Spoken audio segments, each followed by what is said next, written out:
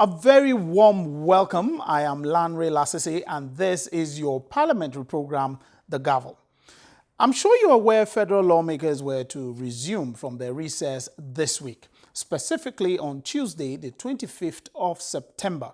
Well, according to a statement by the clerk to the National Assembly, Mohammed Sani Omolori, the Legislative House will now resume on the 9th of October.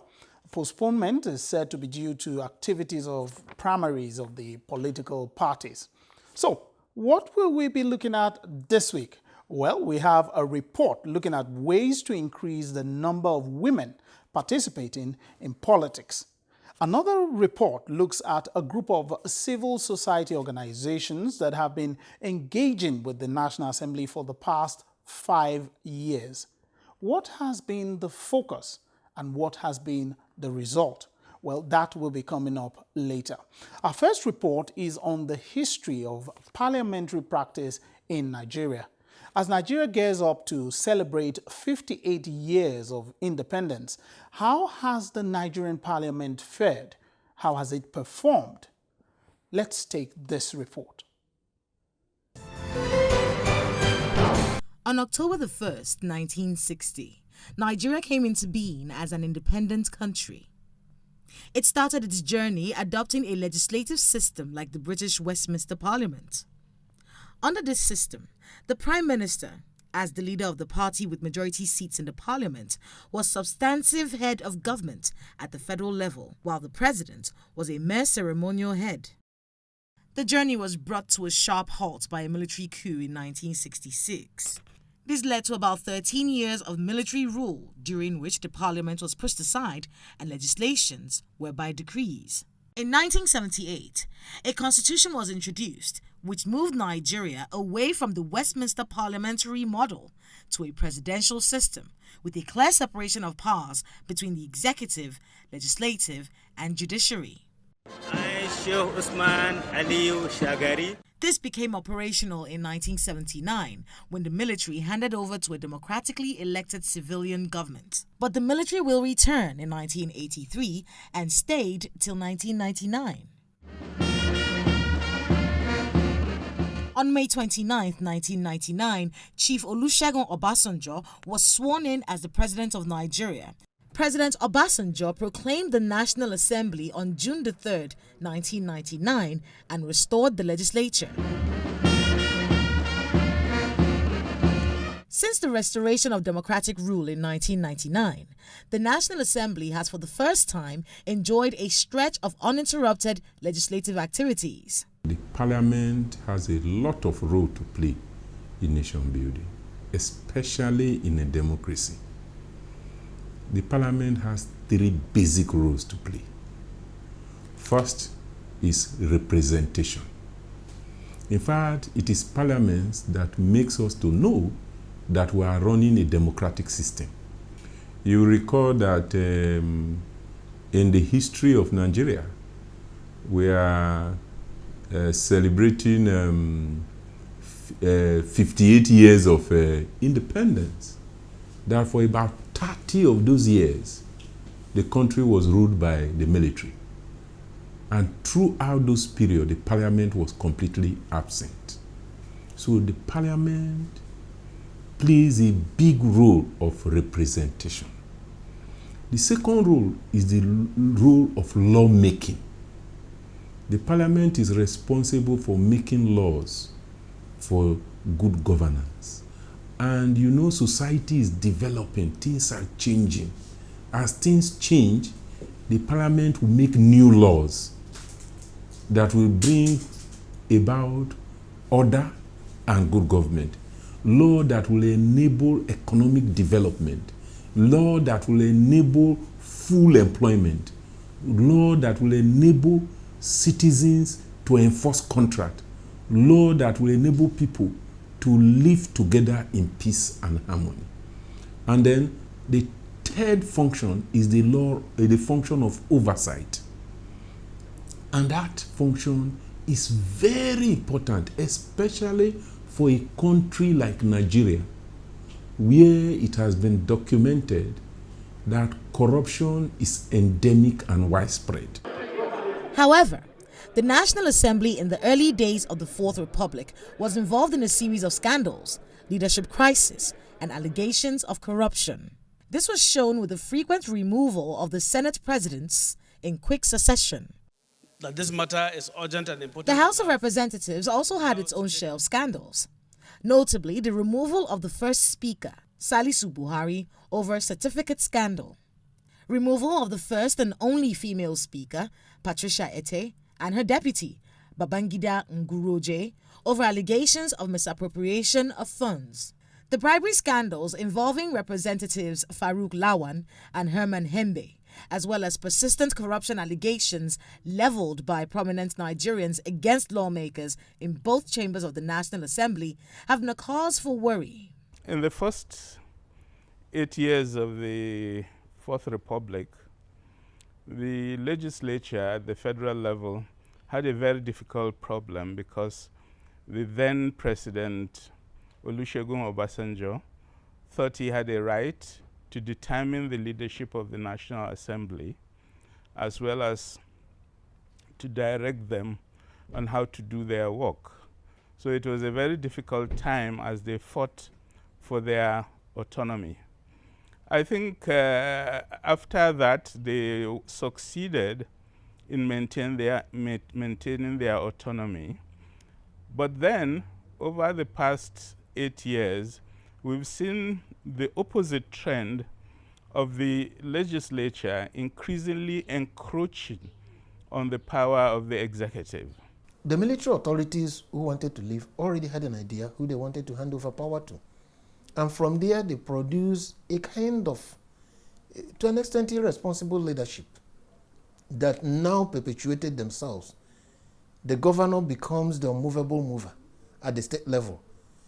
He decides who goes to the Senate, the lists, who goes to House of Reps, who becomes a state legislator, who becomes a chairman of a local government, and even a local government chairman. And also decides where all these delegates will vote if they went to in those their PDP primaries of old for the presidency among the candidates. So you see that the system is rigged. So people have not been allowed a free hand to elect a leadership. Well, the fault of the people who are supposed to elect leadership, those of us who are not in government, is that we should have resisted tyranny, is that we should have said no to these manipulations after a while, to say, no, we can't continue in this direction. If you also look at it, you will see that Parliament has not lived up to expectation. And there are many reasons for it. Part of the reason is that in 1999, people who are activists and people who have imbibed democratic values, who will have come to build democracy from afresh, made a strategic error and did not participate in the Abdusalam transition program, because many people were already weary. They did not believe the transition. They thought that it was going to be another dribbling like Maradona IBB. A period of calm returned to the upper chamber in 2005 after Senator Ken Nnamani became Senate President after the resignation of Senator Adolphus Mwabara over corruption allegations. The calm extended to the 6th and 7th assemblies under the leadership of Senator David Mark. Abubakar Saraki. The 8th Assembly got off on an acrimonious start with the emergence of Senator Bukola Saraki and Senator Ike Ekweremadu as Senate and Deputy Senate President, as well as Representative Yakubu Dogara and Yusuf Lasun as Speaker and Deputy Speaker of the House of Representatives. These principal officers of the National Assembly emerged against the wishes of the ruling All Progressives Congress, APC, and this set the tone for what will be a strained relationship between the executive and the legislature in the following years. Section 88, subsection 1 of the 1999 Constitution states the power of the National Assembly, namely lawmaking, oversight, and in matters relating to expenditure and accountability. There are diverse views on how well the federal legislature has performed its roles over the years. There has been progress in many areas. They have made some laws that has advanced democracy in the country. Let's take, for instance, the Freedom of Information Act, which now makes it possible legally for any citizen to access information. Look at the Public Procurement Act, the Fiscal Responsibility Act, the NIETI Act, which are all responses to deal with issues of corruption in the country. So, yes, we've made some progress in many areas. If you look at the electoral laws, they have been responding to the electoral system, and with what INEC has been doing, there is improvement in the electoral process, although there are still huge challenges. The legislature should have been the stabilizing force of our democratic experiment. The stabilizing force in the sense like that if the executive mismanage money, the legislature is not bound to follow them. They should have used the power of checks and balances and oversight to call the executive to order. And if they themselves are not stealing, it will be very easy to be able to say, censure the executive and say, you must return this money which you have stolen. No, don't do it this way. This is the way to go. But the executive and the legislature began to compete in terms of who will steal more, who will outmaneuver more. And also because they did not make very good laws. If they had made good laws, we wouldn't be where we are. Look at even the issue around campaign finance. If our laws had been up to date, like laws in other countries, we wouldn't be having this idea of fixing 45 million naira for forms or 20 million naira. We wouldn't come up with this issue of somebody spending tens of billions for elections, because we have laws in other countries that have blocked this kind of irresponsible behavior. Keen observers of the National Assembly lament that Parliament is yet to pass some critical legislations and failing in its role of oversight functions of the other arms of government. Over the past 8 years, we've seen the opposite trend of the legislature increasingly encroaching on the power of the executive. They've done so through control of the budget process.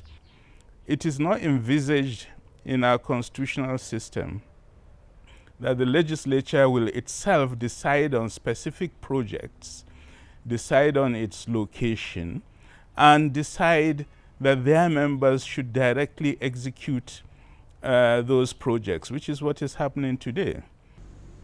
The Police Act up to today has not been enacted into law. Many other critical laws, the Proceeds of Crime Act, has not been enacted into law. And many other things, laws which are key for the country. The oversight function, they've not done well. Look at what they're doing with constituency projects and votes. You see, like we just finished a research on primary health care.